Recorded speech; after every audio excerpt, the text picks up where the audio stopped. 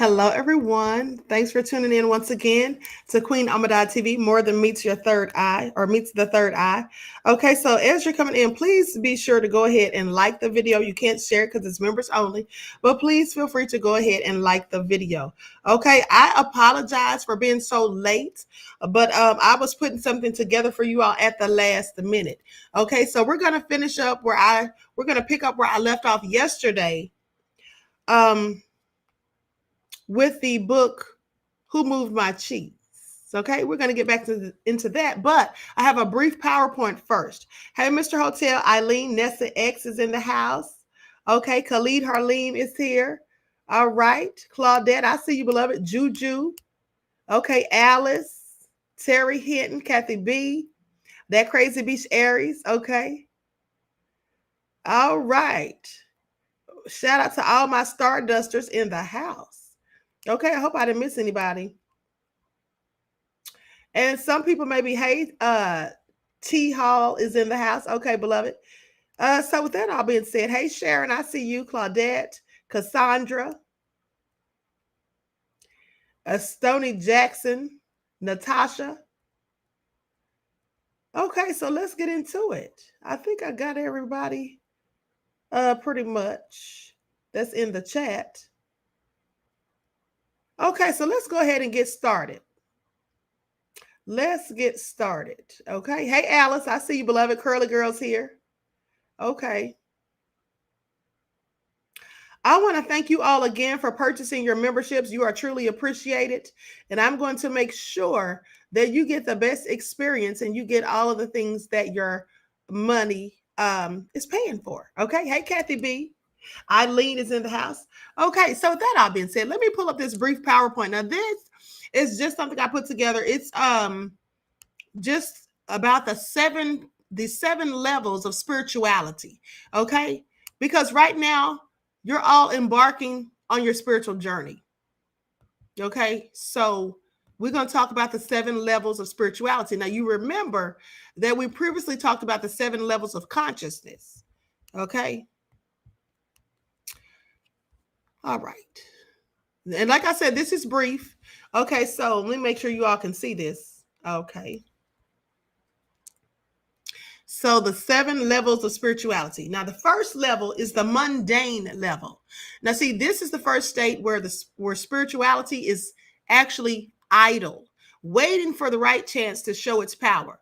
Most people spend their lives on this level, spend much of their lives on this level, where they're just wondering if there is life after death, if angels exist, or if ghosts are real. You know, do they believe in paranormal activity? Or are the ancestors talking to us when we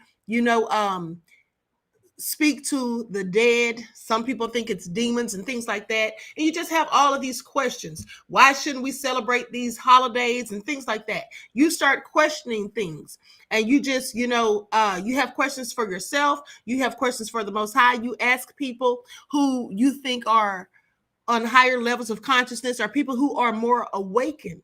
You ask them for advice or their opinions on different things. This is the mundane level. The second is the neophyte level. Now, this is probably the most important level of spirituality.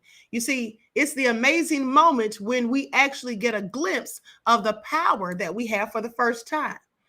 Okay, hold on. Let me put this in here.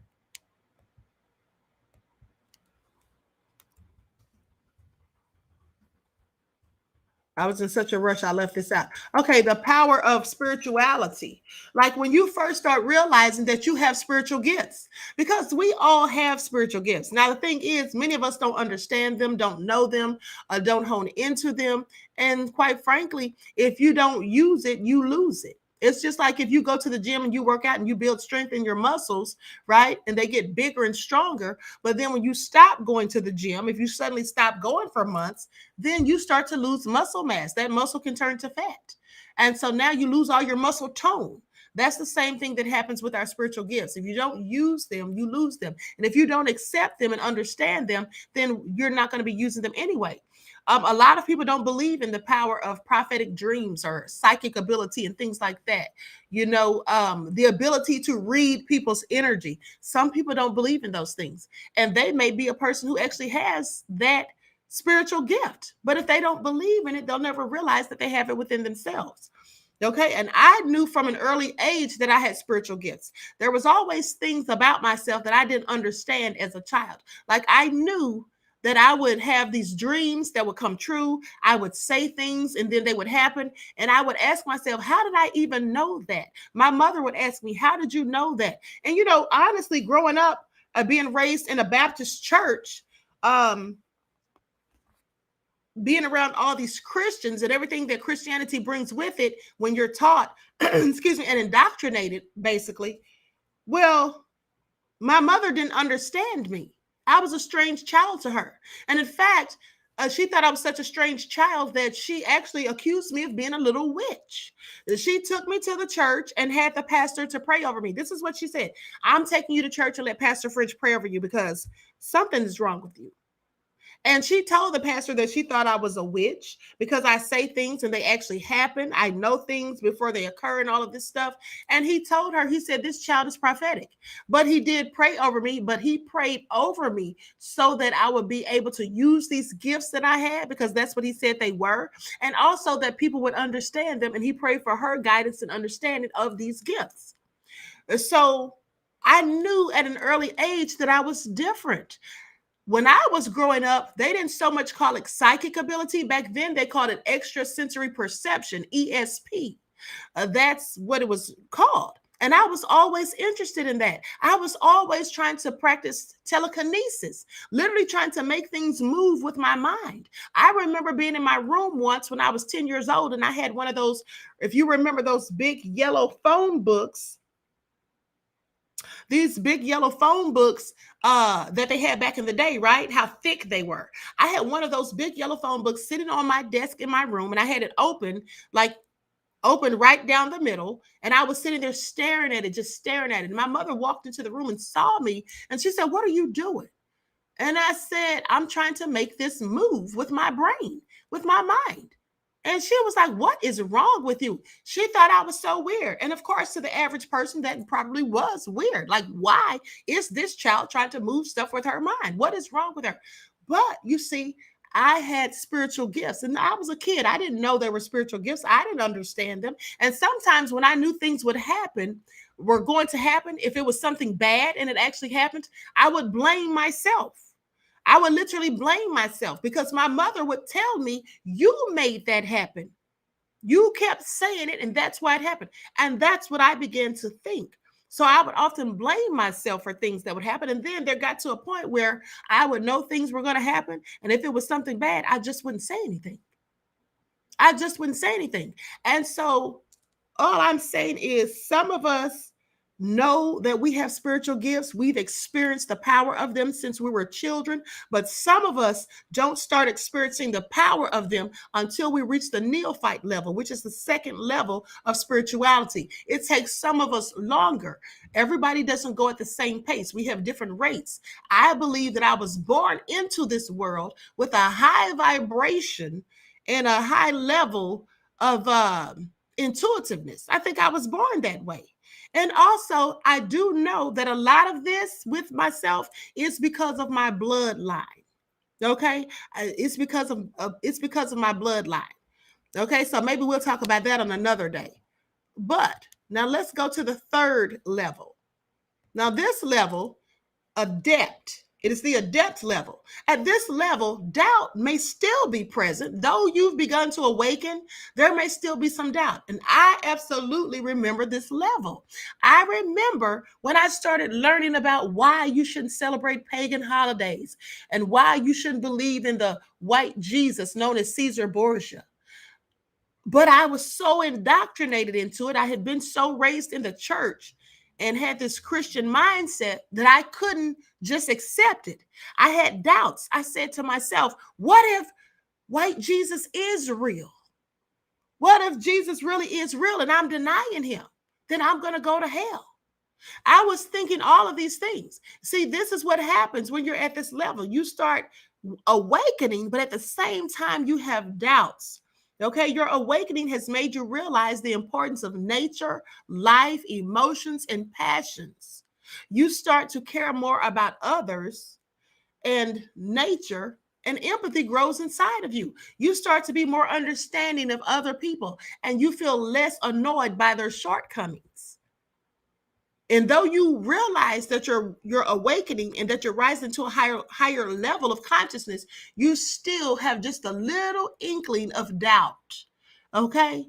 Just a little bit of doubt still remains. And then you push through that, because the more you awaken, the doubt starts to fade. And then you start to realize. And here's the thing, let me just say this. I was working a job one time when I was in college, and there was a lady. It looks like hold on. I hope this PowerPoint isn't about to, it looks like my PowerPoint is trying to mess up. I'm going to have to, if it does, I'll just go back to it later. But basically, I'm going to stop the share at this point because it looks like it's trying to freeze up or something. And we are entering a retrograde. Pay attention. When we enter the retrograde, all sorts of technological issues occur. I just want you all to pay attention. Okay. And I think I've told you all that before. Okay. So hold on. Let me see if I can pull this up now. Okay. So anyway, you start to feel, more inclined to help other people. You start to realize certain things about yourself. But as I was saying, even when I was awakening, there were so many things that I still doubted. And I had this lady when I was in college, I was working at this job, and this older lady, she was a white lady. She was 62 years old. And I remember she came to me and she saw me reading a book about numerology. And I had an astrology book on my desk. And she said, why are you reading that? She was a Jehovah's Witness. And she said, why are you reading that? And I said, because I'm interested in learning about numerology. She said, you shouldn't be reading that stuff. It's a cult. Those things are not of God. You should not be reading and studying astrology, and you should not be studying numerology. And so I said, really? She said, yeah, those things are all evil. And so I listened to her, and then I went and did research, and everything that I looked up online said the same thing that she said. Everything that I looked up online said, this is a cult. You shouldn't be using this. You need to stay away from witchcraft. You need to stay away from numerology and astrology. You need to stay away from, Ouija boards and all that stuff. So it was literally, saying these things were nefarious. So I didn't want to dabble in these things. So I took those books and I threw them away. But then one day, maybe months later, I was sitting at home meditating by myself. And then I asked the Most High, I said, how am I supposed to go along my spiritual journey? I need you to show me what I'm supposed to do and what I'm not supposed to do. And the Most High said to me the Most High speaks to us through our consciousness. And we'll say, oh, something told me. Well, usually that's the Most High telling you something, right? Your higher self, in fact. So that's when it came to me in my spirit that I should have continued to study numerology and astrology, because that is going to help me awaken and rise into my higher self. The reason that I thought it was bad is because when I'm Googling all this stuff, they're comparing these things to witchcraft and satanic worship and Ouija boards. But that's the trick of the devil, to keep you from arising into your higher self, to keep you from raising the Christ-like or the Christ within energy.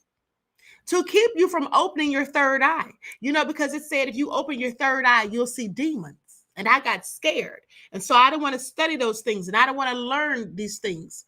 But the thing is this, when you open your third eye, you will see demons. This is a fact. You will see demons, but you will also see benevolent spirits. Demons are malevolent spirits, wicked spirits, right? Wicked entities, but you will also see good entities. Okay. And so here's the thing. At the end of the day, the third eye being opened allows us to see into other realms of existence, into other dimensions, into the spiritual realm. And you have to realize what I didn't realize at first, what I know now is that when you can see into the spiritual realm, you will see demons because they exist there. They exist in the spiritual realm, as do good spirits. You see, that's why we have something called spiritual warfare. Who do you think is waging spiritual warfare upon us? And specifically, when you try to rise into your higher self, when you try to raise your levels of consciousness, the spiritual realm, you will have these demons from the spiritual realm starting war with you, trying to hold you back, trying to keep you from, ascending, right? So I had to realize all of that. And so, it's just very interesting because often people just don't get it. Often people just don't get it. I'm going to restart this PowerPoint program. Okay, I have that restarted now, so we can go back to that in a minute. But these are some of the bumps and stumbles that you will encounter along your way, along your spiritual journey. Another thing is that very often people that you deal with that are in close proximity to you, these could be family members and friends, loved ones, they will discourage you. Some of them will discourage you. You'll sound crazy to them. And the reason you'll sound crazy to them is because they have not reached the level that you're at. And so they will not understand why you're telling them not to celebrate Christmas. They've always celebrated Christmas. It's a whole tradition. Why would I not? It's the birthday of Jesus, they'll say. Jesus was not born on the 25th of December. If you do the research, actually, that's where they got the god Saturnalia, right? After Saturn, that's where they got that god's birthday was celebrated December the 25th. You'll start to find out all of these things. You'll start to put things together. Like, for example, for everything that God has, the devil has something to mock it. Okay? So, for example, they say that Jesus was crucified on the cross. And when I say Jesus, I don't mean Caesar Borgia, because we already know that's not really Jesus. I'm talking about Yahshua, right? Whose name means Yah is salvation. So with that all being said, you'll start to realize that the devil always has something to counter. So they say that Yahshua was crucified on the cross at 3 p.m. Then, so the witching hour is 3 a.m., right? So it's always this ability to counter things. Okay, this is what the devil does. And the devil also mixes lies with the truth to confuse you. Okay, so you don't know which way to go, what's right and what's wrong. And that's just the way it is. And this is all to hinder you from your spiritual journey, to hold you back and to make you fearful. And fear is the lowest vibration. And so that's what stifles people. That's what keeps people stagnant. Okay, and afraid to go on and continue. So, but these are just some of the things that we encounter as we embark on our spiritual journey. Now, I'm going to try to pull this PowerPoint back up again. Let's try this one more time. Everyone, please be sure to get the likes up. And I believe we left off on the, let me see what number were we on. I think we were on the third level, the adept level. Right, where you learned to start to care more for nature and having understanding life and emotions and all of that. Yeah. Okay, so I'm going to go back to the PowerPoint. Okay. They say you in a cult. My sister's that younger one is a real holy roller. She drove me nuts when I was in church. Right. They will say that you're in a cult, Sharon. They absolutely will. And they'll think that you're doing all sorts of malevolent things and they just think you sound crazy. Here's another thing I was going to say. I got off track. So When we think about Santa Claus, right? Now, just think about this. Santa Claus, that's an acronym for Satan. If you mix the letters up, Santa and Satan is really the same word. And then also when you think about when we were kids, right? Um, basically the white Jesus figure, the Caesar Borgia, that's just Santa Claus for adults. Because they tell little kids, I want you to pay attention. They tell little kids, Queen, you don't know how much you've helped me. Thank you, Eileen, beloved. Thank you. So when we're kids, they tell us that Santa Claus is coming. And if you're good, Santa Claus is going to bring you presents and gifts, give you the things that you want for Christmas, right? And then if you're bad and you're naughty, Santa's going to put coal in your Christmas stockings and then sprinkle pepper in your eye. And you're not going to get any toys and gifts. So you get a punishment for being bad. You know what they tell us about Jesus? That if you do good and do what you're supposed to do and live the right way, then Jesus is going to come and take you up on the chariot and you're going to go to heaven. But if you do bad, you're going straight to hell. And here's the thing. Santa wears a red suit and has 12 reindeer, right? Well, they often portray the devil, Satan, as red with horns and a pitchfork, like Santa's red suit. But Santa has 12 reindeer. Jesus had 12 disciples. You see how this is just the same story. They're just mixing it. That's all they're doing. Santa Claus is the story for children, and Jesus, the fake Jesus, that's Caesar Borgia. That's the Santa Claus story for grown people. The same concept. Okay? Isn't that something? I want you to pay attention. Also, the Christmas tree. I used to put up a Christmas tree every month.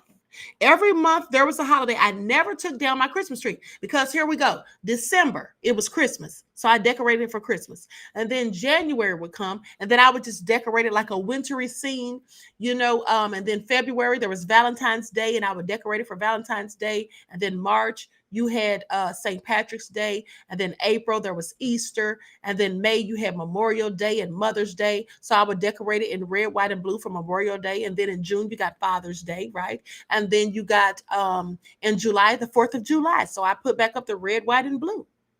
This is what I used to do. I love decorating for Christmas. It was my favorite time of the year. So I thought. Then I read in the Bible where it said, follow not the ways of the heathen, for the heathen will go into the forest, cut down a tree, and affix it with nails so it shall not move, and then adorn it with silver and gold. I said, wait a minute. That's a Christmas tree. Isn't that what they do for a Christmas tree? You go and have it chopped down. You can go and purchase them where they've cut down the trees if you get a live one, not artificial. And then you affix it with nails so that it shall not move when you put it in the little pot and you put the screws and stuff in there to hold it in place. Eileen says, I'm crying right now because I have found my family who don't think I'm crazy. Absolutely, beloved. Absolutely. We all are a family and we're all going on this spiritual journey together. You see, that's the thing. We're all in the same boat. People who don't understand this, that haven't reached this level of thinking yet, they're not in the same boat. And sometimes we have to leave them behind until they catch up. Sadly, some of them will never catch up. This will never make sense to them. Okay? And so with that all being said, here's another thing.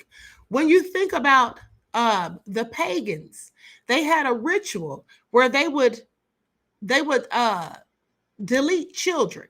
Okay, you have to choose your words carefully on ScrewTube. They would delete children, and they would take the heads of those children and hang them on trees like ornaments, like what we hang on Christmas trees. Isn't that something? All of these holidays, if you go back and do the research, they all have nefarious meanings. And you know what? As a matter of fact, I'm going to do a broadcast on that one day soon, maybe next week, because they all have a nefarious origin. Okay, nothing of these holidays are we supposed to actually partake in, but it's very hard to get people out of a cycle or tradition or a ritual that they've continued to have. And I want y'all to pay attention to something else too. Let me tell y'all something, and I'm going to talk about this on a live for everybody, but I'm going to go ahead and give you all first dibs on this information. So remember when we talked about celebrating birthdays and things like that? Here's the thing. Here is the thing. Many people don't know this, But when you are singing the birthday song, and I'm not telling you not to celebrate your birthday, but what I am saying is this: when you sing the birthday song, Khalid said Bohemian Grove, absolutely. When you sing the birthday song, did you know that's a ritual?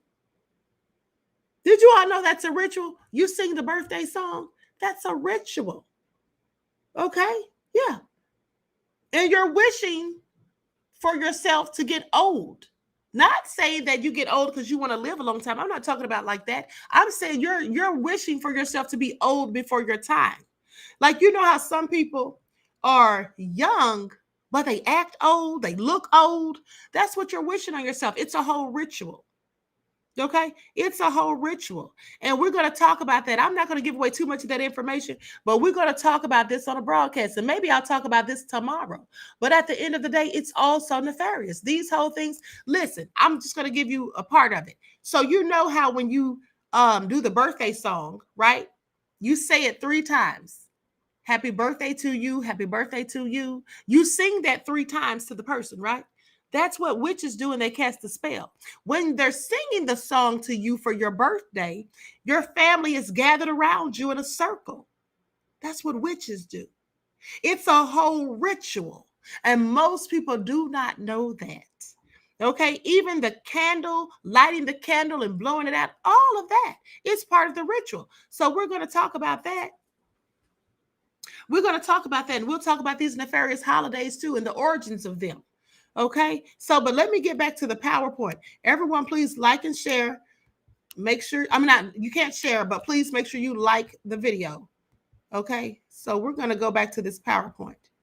Now, we left off on adept, and this is the level where doubt is still present. Your awakening has made you realize the importance of nature, life, emotions, and passions, and you start to care more for others and nature. Empathy grows inside of you. You stop being so selfish and become more selfless, because very often in life, we're often just thinking about ourselves. We want what's best for us.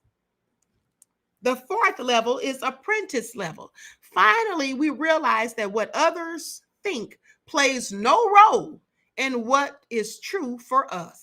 Remember how I always tell you, don't worry about what your haters think. Don't worry about what the people who want to critique you and criticize you, who don't do it in your best interest. You should not worry about what they say. That's why it's called self-esteem, because it's what you think of self that matters, not what everybody else thinks of you. We no longer feel the need to be approved by others. That's when you rise into your apprentice level of thinking.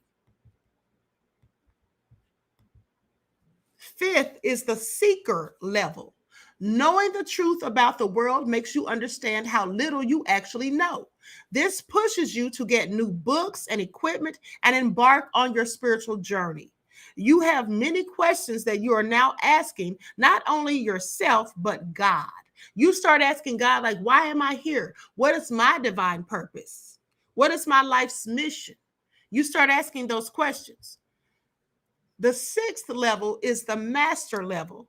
Bridging gaps in the material world with the help of your new spiritual understanding and teachings that you've been given is an amazing experience. You learn to cleanse your environment of negativity, learn the importance of meditation, manifestation, and helping in service to others. Eating a healthier diet and being more in tune with nature. All of these things become very important to you during this level. And then last, we have the Phoenix level. This is the highest level of spirituality. This level is an amazing and fulfilling state of awareness. You almost feel as though you don't belong in this world. You realize the power of your spiritual gifts and how to strengthen them. You are able to create your own reality through your powers of manifestation and the art of visualization. That's when you know who you are, you know what gifts you have, and you understand how to use them and how to strengthen them. And the best way to strengthen your spiritual gifts is to not only use them for yourself, but to share them with others. Okay? And to share them with others. So with that all being said, now let's get back into this book. Who Moved My Cheese? Now I left off on page 72. I think I was about to start page 72. So with that all being said, let me clean off my spectacles. We'll start on page 72. Actually, I'm going to read the previous page, just for a recap, okay? Now, he knew that he had learned something useful about moving on from his mice friends, Sniff and Scurry. They kept life simple. They didn't overanalyze or overcomplicate things. When the situation changed and the cheese had been moved, they changed and moved with the cheese. He would remember that. Hal had also used his wonderful brain to do what little people do better than mice. He envisioned himself in realistic detail finding something better, much better. He reflected on the mistakes that he had made in the past and used them to plan for his future. He knew that you could learn to deal with change. You could be more aware of the need to keep things simple, be flexible, and move quickly. You did not need to overcomplicate matters or confuse yourself with fearful beliefs. You could notice when the little changes began so you would be better prepared for the big changes that might be coming. He knew he needed to adapt faster, for if you do not adapt in time, you might as well not adapt at all. He had to admit that the biggest inhibitor to change lies within yourself, and that nothing gets better until you change. Perhaps most importantly, he realized that there is always new cheese out there, whether you recognize it at the time or not, and that you are rewarded with it when you go past your fear and enjoy the adventure. He knew some fear should be respected as it can keep you out of real danger. But he realized most of his fears were irrational and had kept him from changing when he needed to. He didn't like it at the time, but he knew that the change had turned out to be a blessing in disguise as it led him to find better cheese. He had even found a better part of himself. As he recalled what he had learned, he thought about his friend Him. He wondered if Him had read any of the sayings that Hall had written on the wall at the cheese station C throughout the maze. Had Him ever decided to let go and move on? Had he ever entered the maze and discovered what could make his life better? Or was Him still hemmed in because he would not change? Hall thought about going back to cheese station C to see if he could find Him, assuming that Hall could find his way back here or back there. If he found Him, he thought he might be able to show him how to get out of his predicament. But Hall realized that he had already tried to get his friend to change. Him had to find his own way, beyond his comforts and past his fears. No one else could do it for him or talk him into it. No one else could do it for him. And he somehow had to see the advantage of changing himself.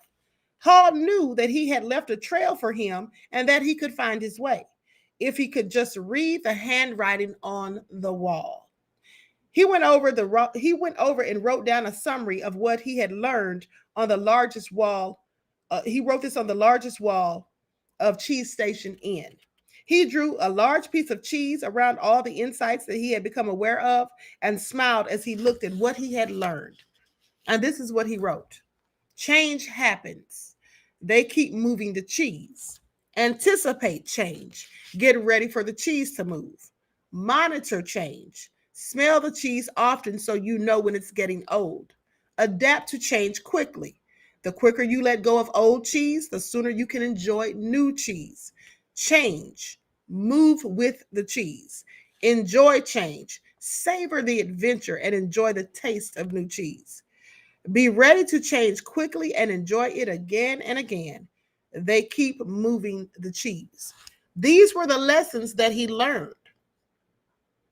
And when you think about it, change happens, keep moving the cheese. They keep moving the cheese. Well, here's the thing. Change does happen in life. They keep moving the goalpost. right when you think you're almost there at the finish line, sometimes they move the goalpost. So you have to change direction and you have to strategize, right? Because now you have to have a whole new strategic plan of getting across to the finish line. Anticipate change. Get ready for the cheese to move. Well, you have to anticipate that, things may not stay as they seem. Maybe tomorrow I'm not going to have all this money in my bank accounts. Maybe I won't be able to pay all these bills because my job is laying people off. Maybe I'll be laid off. You have to anticipate things. You have to think ahead.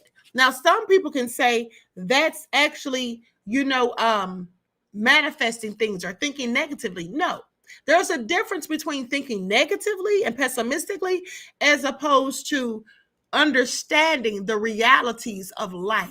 You understand in life that everything isn't always good. Things don't always work out in your favor. Sometimes you have to roll with the punches. But if you get knocked down, you have to be prepared to get back up, dust yourself off, and keep going. Are you just going to lay there and accept the agony of defeat? Okay? Monitor change. Smell the cheese often so you know when it's getting old. Yeah. When something's getting old, a toxic relationship, for example, this is getting old. I'm tired of doing it. I'm tired of being yelled at, verbally abused, mistreated, called names, made to feel bad about myself. This is getting old. So let me get out of here. That's monitoring the change.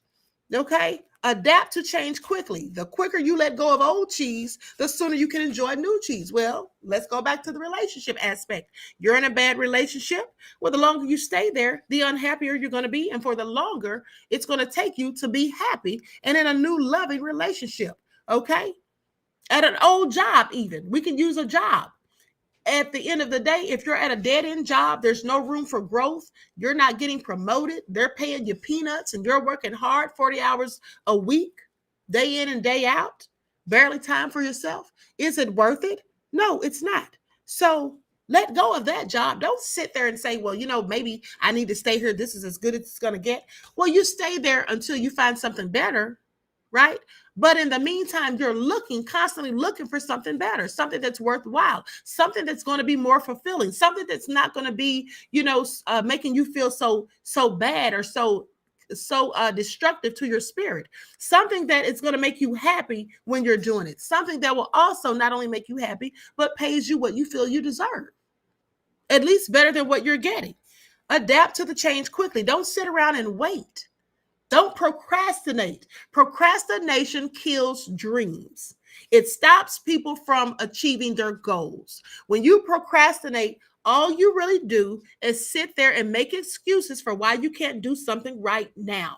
Oh, I've got to wait. I hear people always say, a lot of people, when they want to get married, they'll say, well, I'm not getting married until I get my finances right. Well, your finances may never be right, depending on what right is to you or to the other person. Right?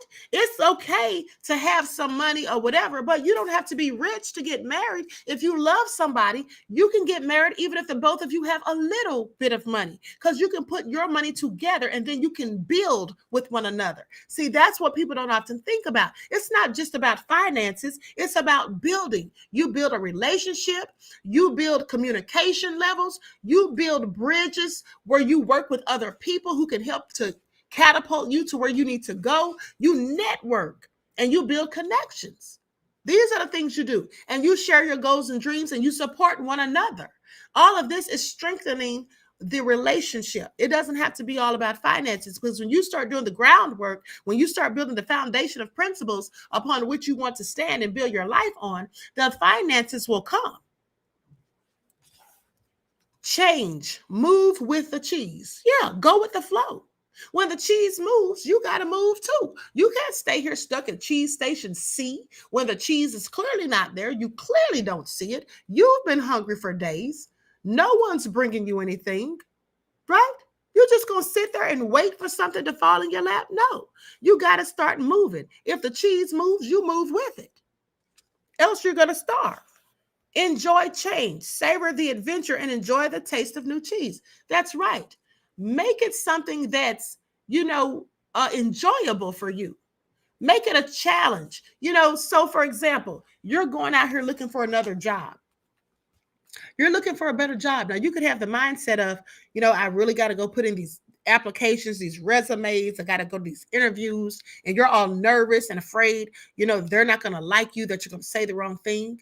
No, don't look at it like that. Look at it as an opportunity to build your interview skills. You see, you may not get the first job at the first interview you go to. You may not get the second. But with each one of those interviews, take away something that can help you for the next. Because with each one, you will likely get better. So always look at the bright side of it. Okay? Be ready to change quickly and enjoy it again and again. They keep moving the cheese. Yes, they're going to keep moving the cheese throughout your life. The cheese is never going to stay in one spot. They're going to always move the goalpost. There's going to always be something different going on and happening. There's going to always be another problem as soon as you solve one. There'll be another, but you keep going. You keep on fighting and you keep on doing the work to get yourself to where you want to be. And you start manifesting and visualizing yourself in the places you want to be, in the spaces you want to be, with the people that you want around you. And then those people and those places and things that you seek will manifest. You can create your own reality. Terry says, challenge yourself. Absolutely. Reggie says, took a minute to realize that. That's okay, beloved. It took me a minute to realize it too. Okay, it likely took all of us a minute to realize it. Stacy said, that's a part of life. Yes, it is a part of life. You see, the sad thing is when life hits us hard, as it sometimes does, and we don't realize that things are going to come and, snatch the rug out from under us because we haven't prepared ourselves. We've just been living a mundane life, being clearly complacent, thinking things are going to keep going 1, 2, 3, 4, 1, 2, 3, 4, 1, 2, 3, 4 in the same pattern that they've always gone. And then when something switches up, we're caught off guard. We haven't saved anything for a rainy day. We haven't made a plan. We don't know what we're going to do. Now we're thrown into a chaotic frenzy.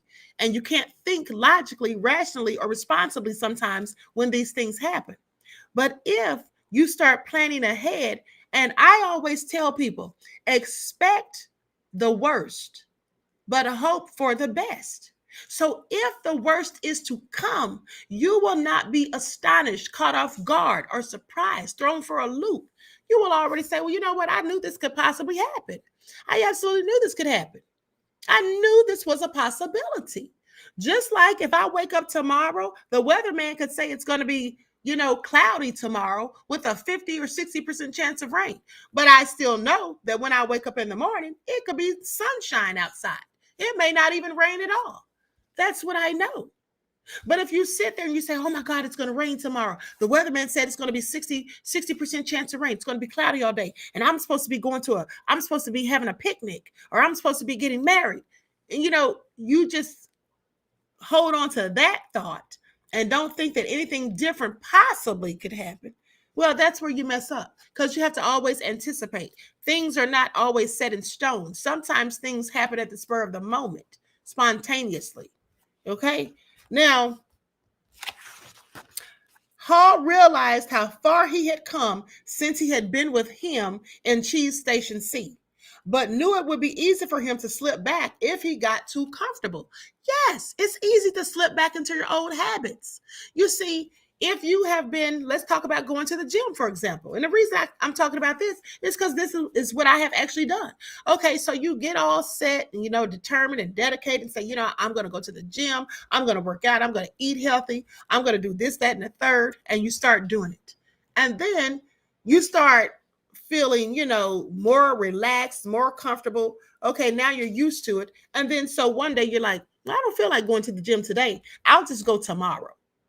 And then the next day, you might say the same thing. Well, I've got to do X, Y, and Z today, so I'll just go the next day. And then before you know it, you're right back into your old habits of not going to the gym. This is why people on diets, this is why diets really don't work. This is why diets really don't work, because people will be all amped up in the beginning. Oh, I'm going to do this. I'm going to do that. And then that lasts because they're all amped up for about maybe a few months. And then later on, they get complicit and they just fall back into the same old patterns. And you see, here's the thing. Remember, 95% of our brain is controlled by our subconscious. Okay. And this is the part, like I've told you numerous of times, that controls our cognitive biases, our patterns of thinking and behaviors and habitual behaviors. It takes sometimes 250 days to get out of one habit into a new one. So this is why people often backslide. This is why people fall back into bad habits and they go back to old ways of thinking because they got comfortable and now it's work to stay in this new positive mindset when you're starting out because you have to consciously remind yourself to do it. See, you don't have to remind yourself to do something that's just low vibrational or something that you shouldn't be doing. You don't have to remind yourself because that's been a habit and the habits are actually hard to break. Alice says that's you. Okay. That's true for a lot of us, right? That Crazy Beach area says impulsive spending and shopping. Yes, we all have little things that we can work on. Some things are habits that we need to get out of. One of my habits was procrastination. I used to always say, I'll just start this tomorrow. And then tomorrow come and say, yeah, you know what, I'll do it next week.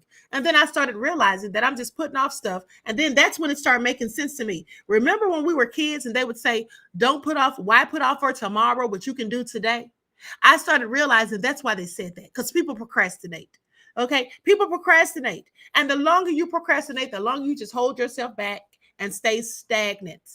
Okay, so at the end of the day, and let me just give you all an analogy. Okay, so here's the thing. People get so comfortable and so complacent with their situation and they don't want to change. It's very hard to. It's like a baby elephant. A baby elephant. Now, this is true.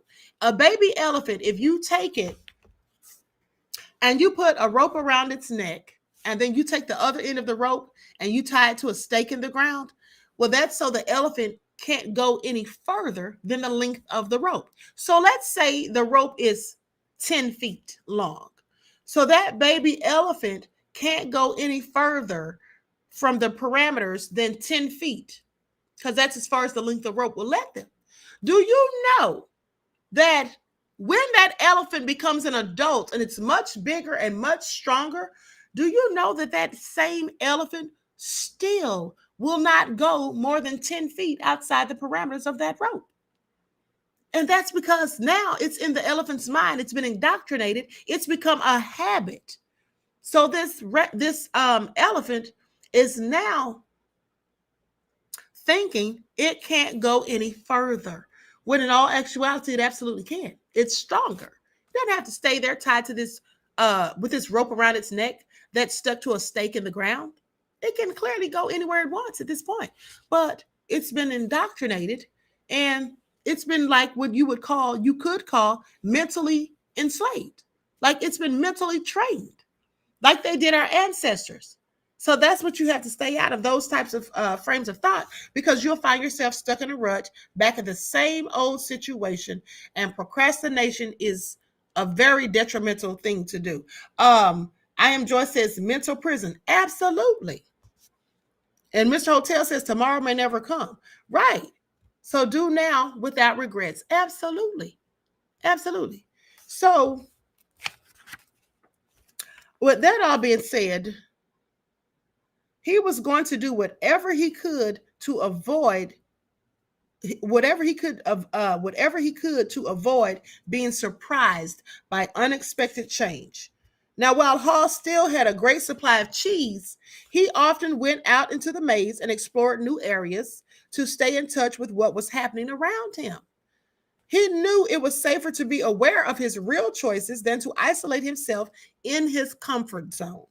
Many people are stuck in their comfort zone. That's right. If you live in your comfort zone, you're never going to travel anywhere. You're never going to go anywhere outside of it. You'll be stuck in the same place. Then Hall heard what he thought was the sound of movement out in the maze. As the noise grew louder, he realized that someone was coming. Could it be that him was arriving? Was he about to turn the corner? Hall said a little prayer and hoped, as he had many times before, that maybe at last his friend was finally able to.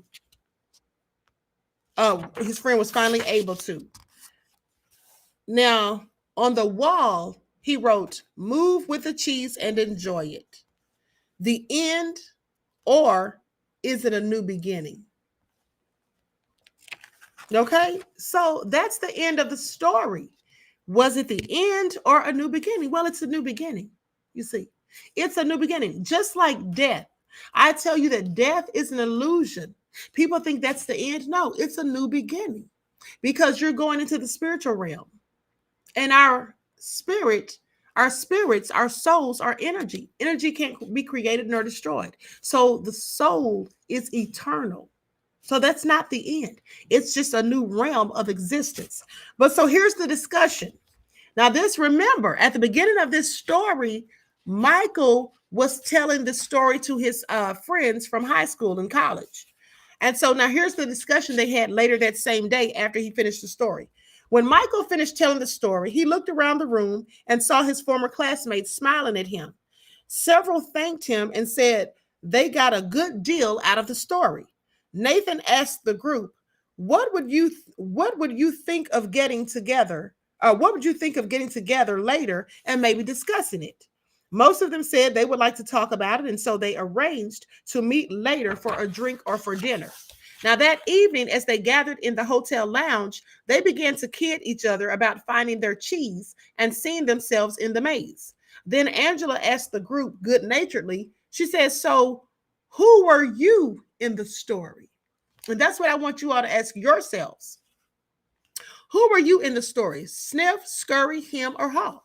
Carlos answered, well, I was thinking about that this afternoon. I clearly remember a time before I had my sporting goods business when I had a rough encounter with change. I wasn't Sniff. I didn't sniff out the situation and see the change early. And I certainly wasn't Scurry. I didn't go into action immediately. I was more like him, who wanted to stay in familiar territory. I believe that's most people. The truth is, I didn't want to deal with change. I didn't even want to see it. Michael, who felt like no time had passed since he and Carlos were close friends in school, asked the question, what are we talking about here, buddy? Carlos said, an unexpected change of jobs. Michael laughed. You were fired?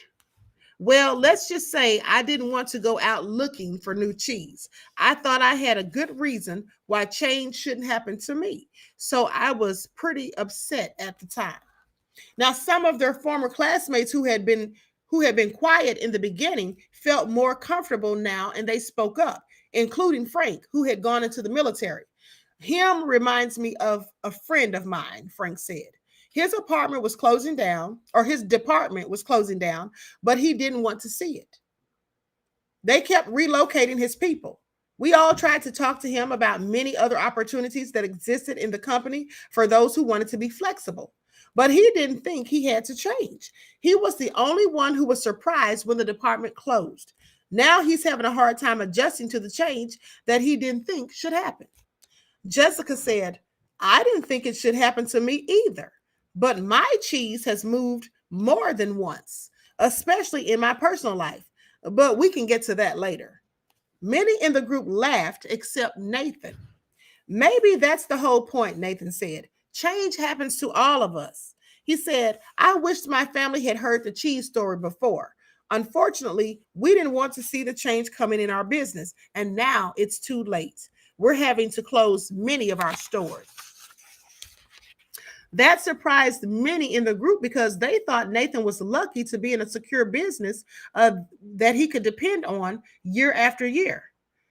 He says, our chain of small stores suddenly became old-fashioned when the megastore came to town with its huge inventory and low prices. We just couldn't compete with that. I can see now that instead of being like Sniff and Scurry, we were like him. We stayed where we were and didn't change. We tried to ignore what was happening, and now we're in trouble. We could have taken a couple of lessons from Hall because we certainly couldn't laugh at ourselves and change what we were doing.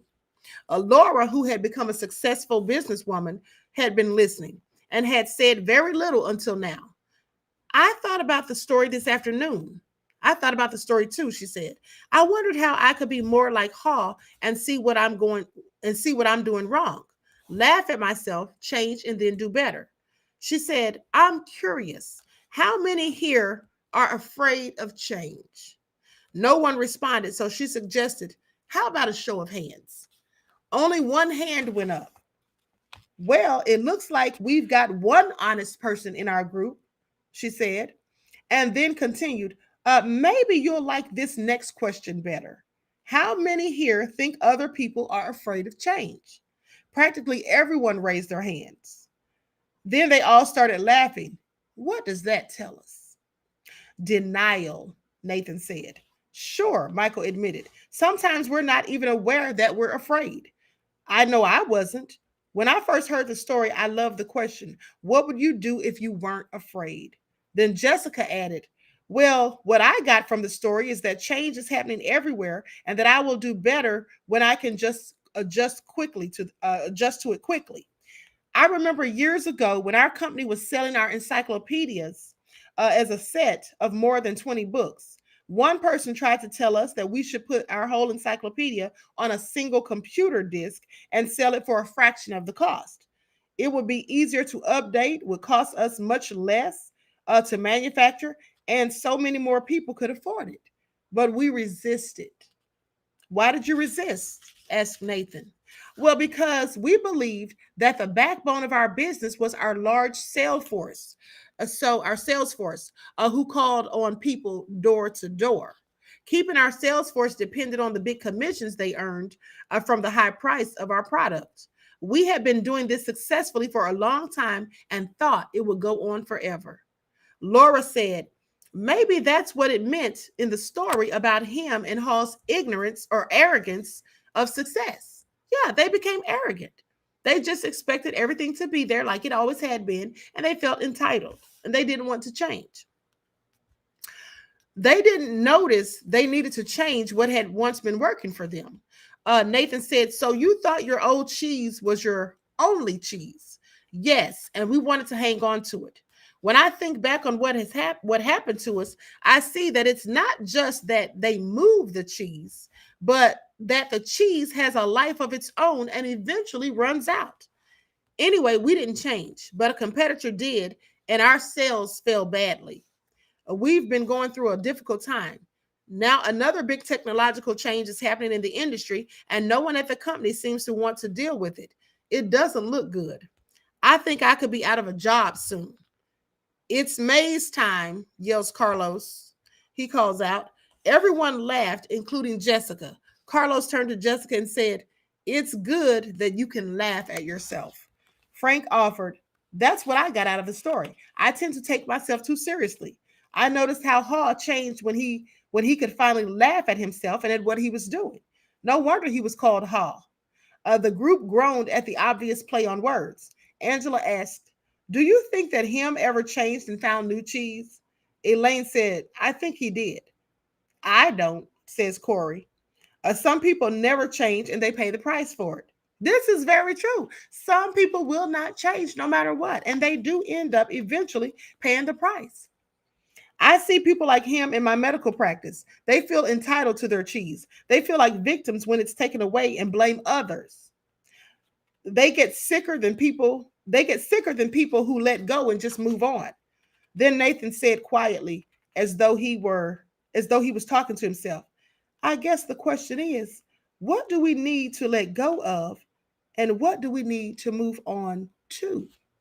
No one said anything for a while.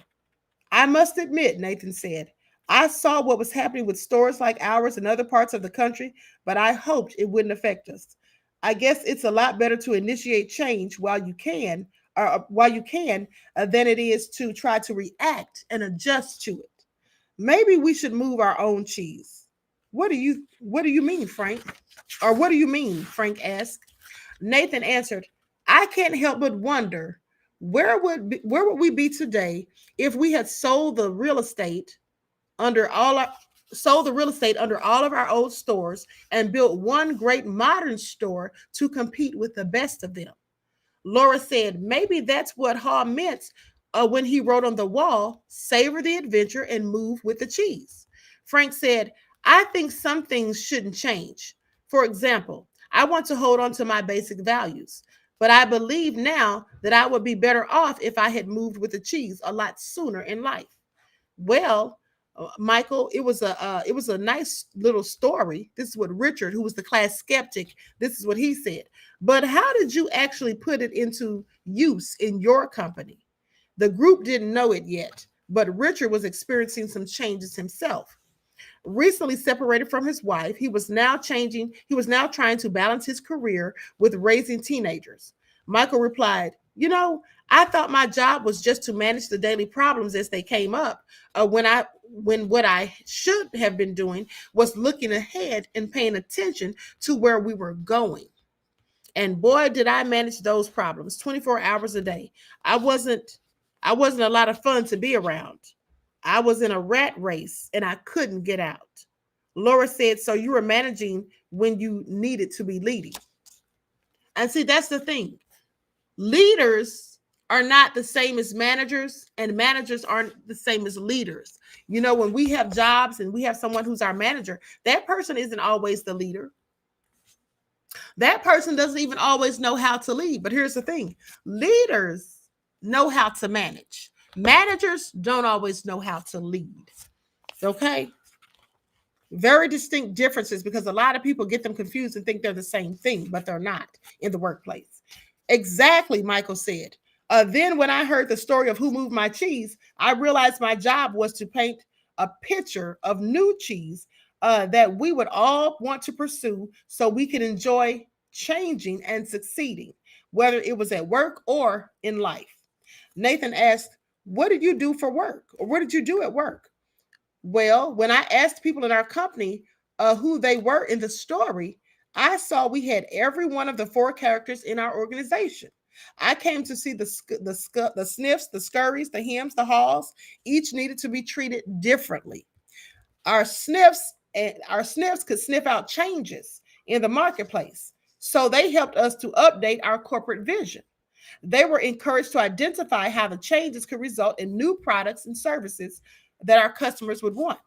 The sniffs loved it and told us they enjoyed working in a place that recognized change and adapted in time. Our scurries like to get things done, so they would be encouraged to take actions based on the new corporate vision. They just needed to be monitored so they didn't scurry off into the wrong direction. They were then rewarded for actions that brought us new cheese, i.e., new clientele. Okay. They liked working in a company that valued action and results. What about hems and haws? Angela asked. Unfortunately, the hems were the anchors that slowed us down. Okay. They were either too comfortable or too afraid to change. Some of our hems changed only when they saw the sensible vision that we painted that showed them how changing would work to their advantage. Our hems told us they wanted to work in a place that was safe. So the change needed to make sense to them and increase their sensitivity or the sense of security. When they realized the real danger of not changing, some of them changed and did well. The vision helped us turn many of our hems into haws. What did you do with the hems who didn't change? Frank wanted to know.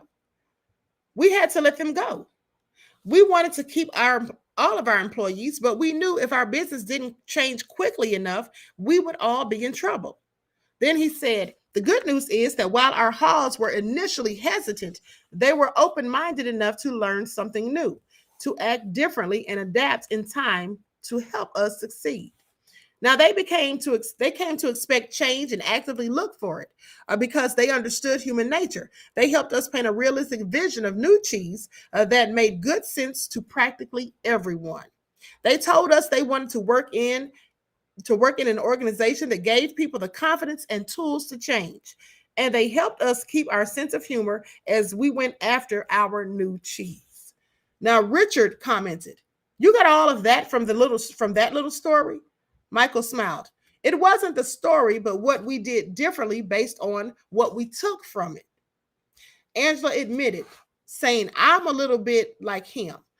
So for me, the most powerful part of the story was when Hall laughed at his fear and then went on to paint a picture in his mind where he saw himself enjoying new cheese. It made going into the maze less less fearful and more enjoyable. And he eventually got a better deal. That's what I want to do more often. See, you can't be afraid. You'll be bound by your fear. You'll be held back by it, and you won't move on to better things. Now, Carlos laughed, saying, like the advantage of keeping their jobs. And then Angela added, or even getting a good raise. Richard, who had been frowning during the discussion, said, my manager's been telling me that our company needs to change. I think what she's really telling me is that I need to, but I haven't wanted to hear it. I guess I never really knew what the new cheese was. I guess I never really knew what the new cheese was that she was trying to move us to, or how I could gain from it. See, the cheese, as I told you in the beginning, it could be whatever you desire, whatever goal you're trying to reach. That could be your cheese. Not the cheese that they went to eat like him and her and Sniff and Scurry, but no, cheese could be your goals and ambitions. If you're trying to raise money for yourself, trying to make more money, generate more revenue, that's your cheese. If you're trying to find a spouse, that's your cheese. If you're trying to have form a career for yourself, maybe you've just been working at a regular job, but you really have a career dream that you want. Well, that could be your cheese. So a slight smile crossed Richard's face as he said, I must admit, I like the idea of seeing new cheese and imagining yourself enjoying it. It lightens everything up. When you see how it can make things better, you get more interested in making the change happen. Yeah, because now you're motivated and inspired. That's just what it is. You're motivated and inspired. Khalid says you're like him and her. I'm going to change that. Absolutely. That's what we all need to do. If you're like him and her, you do need to change, specifically him. Now, he says, maybe I could use this in my personal life. My children seem to think that nothing in their lives should ever change. I guess they're acting like him and they're getting angry. They're probably afraid of what the future holds. Maybe I haven't painted a realistic picture of new cheese for them, probably because I don't see it myself. The group was quiet as several people thought about their own lives. Well, Jessica said, most people here have been talking about jobs. But as I listened to the story, I also thought about my personal life. I think my current relationship is old cheese that has some pretty serious mold on it. Now, Corey laughed in agreement. Me too. I probably need to let go of a bad relationship. Angela countered, or perhaps the old cheese is just old behavior. What we really need to let go of is the behavior that is the cause of our bad relationships, and then move on to a better way of thinking and acting. Ouch, Corey reacted. Good point. The new cheese is a new relationship with the same person. Richard said, I'm beginning to think there is more to this than I thought. I like the idea of letting go of old behavior instead of letting go of the relationship. Repeating the same behavior will just get you the same results. Absolutely. Absolutely. It's going to get you the same results. If you're in a relationship, you're out here cheating and lying and spending your money on BS, and you're going to get into a whole argument. You're going to have to start explaining what you did with the money, where it all went. And then if you just continue to do the same thing, you're going to keep getting the same results. And like it's never going to get better. You have to start doing something different at some point. Now, as far as work goes, maybe instead of changing jobs, I should be changing the way I'm doing my job. I'd probably have a better position right now if I did. Then Becky, who lived in another city, but had returned for the reunion, says, as I was listening to the story and to everyone's comments here, I've had to laugh at myself. I've been like him for so long, hemming and hawing and afraid to change. I didn't realize how many other people did this as well. I'm afraid I've passed it on to my children without even knowing it. As I think about it, I realize change really can lead you to a new and better place, although you're afraid that it won't at the time. I remember a time when our son was a sophomore in high school. My husband's job required us to move from Illinois to Vermont, and our son was upset because he had to leave his friends. He was a star swimmer, and the high school in Vermont had no swim team. So he was angry with us for making him move. As it turned out, he fell in love with the Vermont mountains, took up hiking. Took up skiing, skied on his college team, and now lives happily in Colorado. If we had all enjoyed this cheese story together over a cup of hot chocolate, we could have saved our family a lot of stress.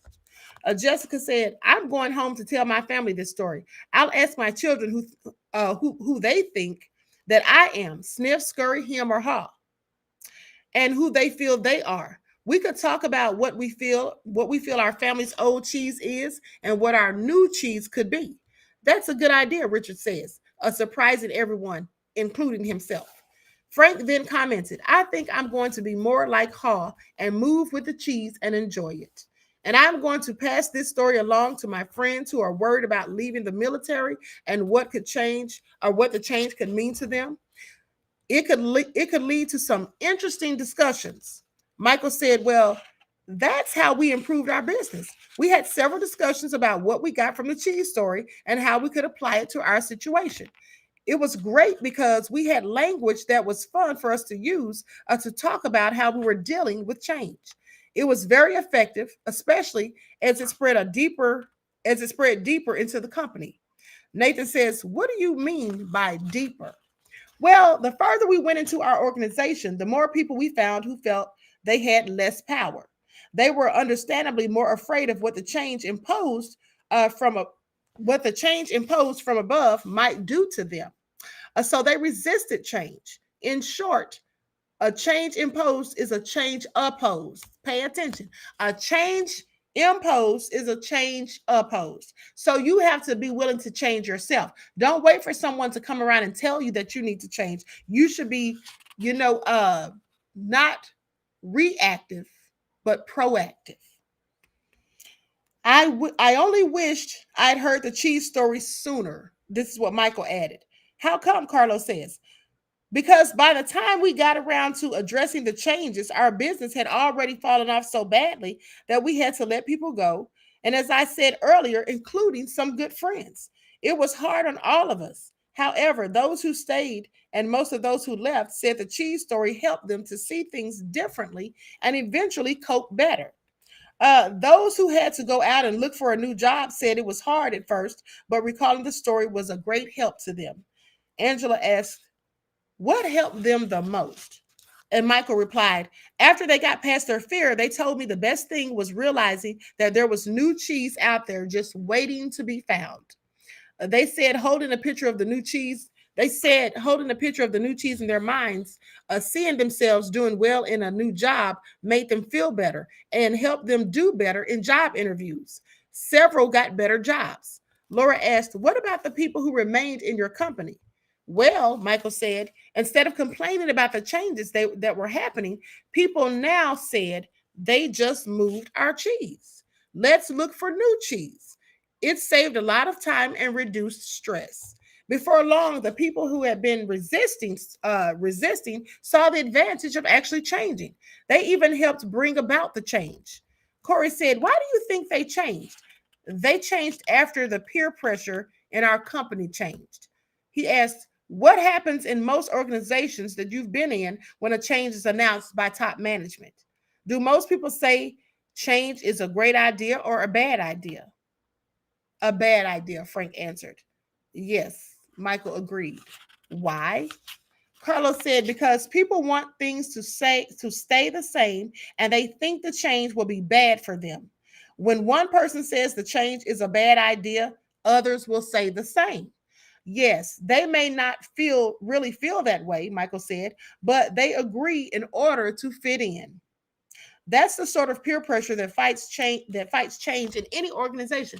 Here's the thing. When you allow other people to dictate your narrative, to tell you what to think and how to think, that's a detriment to yourself because sometimes people have, more sinister reasons behind trying to make you think a certain way or feel a certain way about something. Becky said, so how were things different after people heard the cheese story? Michael said simply, the peer pressure changed. No one wanted to look like him. And then everyone laughed. They wanted to sniff out the changes ahead of time and scurry into action rather than get hemmed in and left behind. Nathan said, that's a good point. No one in our company would want to look like him. They might even change. Why didn't you tell us this story at our last reunion? This could work. Michael said it does work. It works best, of course, when everyone in your organization knows the story, whether it is in a large corporation, a small business, or your family, because an organization can only change when enough people in it change.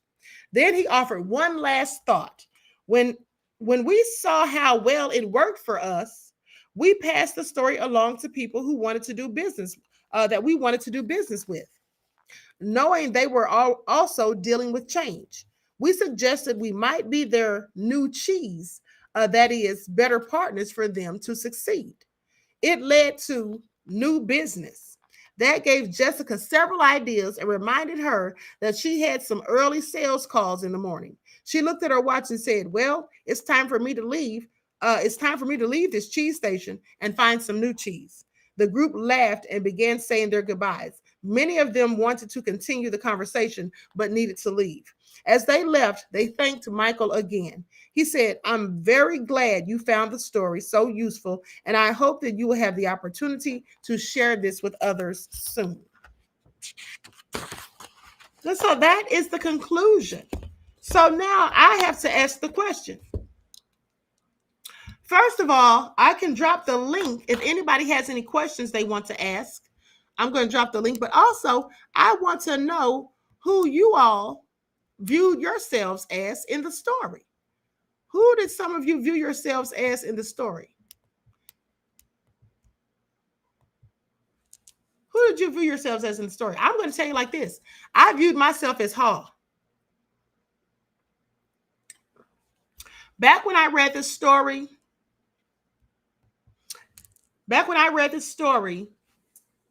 I actually, this was a couple of decades ago when I read this story, I viewed myself as Hall, a person who was reluctant to change, resistant to change, but I knew that I had to change. And so I was fearful, but nevertheless, I changed with some reluctance. Thank you, Queen. I enjoyed the book. You're welcome, Kathy B. Beloved. So most people are saying that they're Hall. And you see, here's the thing. Hall was the one, Buckhorse DC said it's very interesting. Thank you, beloved. Hall was the one who basically felt like, how can I put this? Hall was the one who basically felt like, or I'm sorry, him. Him was the one who was pessimistic and didn't want to change and was reluctant to it. And in fact, flat out refused to change. Hall was the one who initially said, "You know what? We can't stay here. We've got to do something different." But he let him talk him into staying. And that's sometimes what we all do. We will let our friends, family, or whomever is pessimistic, we'll let them come along and tell us what we should think and what we should do. Okay? And that absolutely is not the best thing for any of us. And so, with that all being said, does anyone have any questions or need me to drop the link? Hold on for a second. Anyone have any questions or want me to drop the link? Also, let me say this. Y'all know what? Howard says I need that book. Let me tell you all something. I just realized that I made this public. This was actually supposed to be for my members only. So y'all got over that time. This was supposed to be only for members on the channel. Only for members. I don't know how that happened. ScrewTube must have been messing with my settings because I literally was on the phone with Mr. Hotel when I do believe that I said I had to change this to members only. So with that all being said, y'all got a freebie that time, but that's okay. But so, and you all missed the first half of the discussion. You all were clearly probably didn't understand exactly what was going on. But anyway, with that all being said, does anyone want to have a Q&A session? Now, anyone have any questions or want to join the stream? Any members? That's what we do, Queen. We still need it, says Eileen. Right. So does anyone have any questions, comments, snide remarks? If not, I'm going to conclude the broadcast. Okay. So with that all being said, Mr. Hotel said that happened for a reason. Yeah, it happened for a reason because I was multitasking, Mr. Hotel. If you remember, I was trying to get my stuff together with Microsoft while I was on the phone with them. And that's why that happened, honey. Don't act like the Most High made that happen. No, that is why that happened. Okay. Because what I'm not going to be doing is giving my information for members only who pay for memberships to people who don't even want to pay $2.99 a month. And that's just what it is. Okay. So with that all being said, at the end of the day, listen, I'm going to conclude the broadcast if none of the members have any questions or whatever. Okay. If nobody has any questions, but I hope you all got something out of this. And for those of you who missed the first half and you didn't get to hear that, you might want to buy the book so that you can read the book or whatever. If you missed out on the first half, you may want to read the book so you get a better understanding of why this is important. Okay. Nessa G said that was awesome. Thank you. You're welcome, beloved. You're welcome. Okay. So anyway, with that all being said, I'm about to conclude this broadcast. Claudette says, thank you, Queen. I needed this story for sure. You're welcome, beloved. Okay, so anyway, with that all been said, I'm going to conclude the broadcast. And there's, oh my Lord, it's already 6:00. I was literally going to post a live for everyone, not just for members, but for everyone to see at about 6:30. But it's already 6:00. So I guess we'll do that tomorrow. Okay. So Miss Hotel said that was amazing. Thank you, beloved. Okay, so if nobody has any questions, I'm going to go ahead. Nobody needs me to drop the link. I'm going to go ahead and conclude the broadcast. Now, I'm going to ask y'all one more time. You all sure nobody needs me to drop this link? Thank you. Deronda said, great broadcast, Queen. Thank you. You're welcome, beloved. You're welcome. Okay. Become a member and watch part 1. Says Emma's Blessed. Right. Okay. Honey, let me tell you something. I hope they enjoyed it because that's the last time that's going to happen. I promise you, because I'm going to make darn sure that I don't do that again. Okay. That's what I'm going to do. Hey, Orange Moon. Let me add you to the. Hey, How you doing? I'm good. I just got off work, so excuse my doggone appearance. I want to tell everybody hello. Yeah. I had a dream with you in it last night, Queen. I sent you an email about it last night, and it's kind of like got me concerned. I don't really know what it means. What I thought it meant was you have to read the dream. Can I tell you? Dream right quick was my brother's get engaged to this girl, and I realized that I really didn't like it because hindsight, I saw stuff that was going on, and you for some reason you was in a barber shop, and I guess I don't know whether you cut hair or do hair or something. You had I on a used nice to do, cream I color used to do cotton hair. top. It was long and some nice little slides. That's interesting because I used to do hair. Now and anyway, I don't know. It just came to me last night. I get up in the middle of the night when I have to pee, eat me a mouthful of tater chips, and I go back to Mm-hmm. sleep. So I think that's what did it, the tater chips. But anyway, you was looking at his hair. You had part of his hair. You like, yep, it's dirty. Yep, it's dirty. And he didn't know what you were talking about. And the people in the barbershop didn't know what you were talking about. But I did. And in my mind, I was thinking that this girl that he's getting ready that he's engaged to got something on him. So I was wanting to Mm. know, about their dream because you was talking about, spiritual gifts earlier. I couldn't really, tap in because I was Right. driving on my way home. But now I'm Okay, in the grocery beloved.